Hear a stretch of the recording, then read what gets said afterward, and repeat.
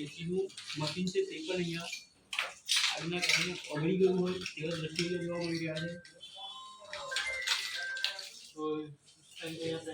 છે. બિલ્ડિંગ આવેલી છે ત્રીજા માળે શ્રી રામ જનરલ ઇન્સ્યોરન્સની.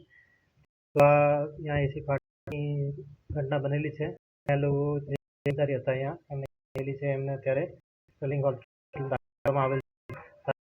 જાણકારી ફાટવાના કારણે આગ હતી અને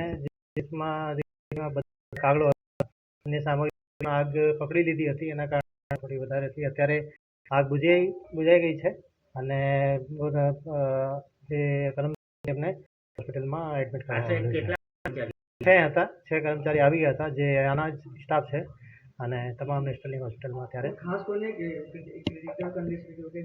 એવું જાણવા મળ્યું છે કે 1-2 ને થોડું વધારે દાઝવામાં આવેલું છે. બાકી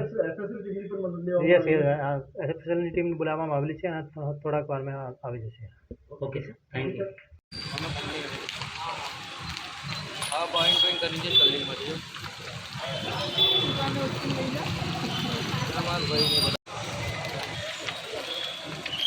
फायर वाला है उधर जाओ कोई नहीं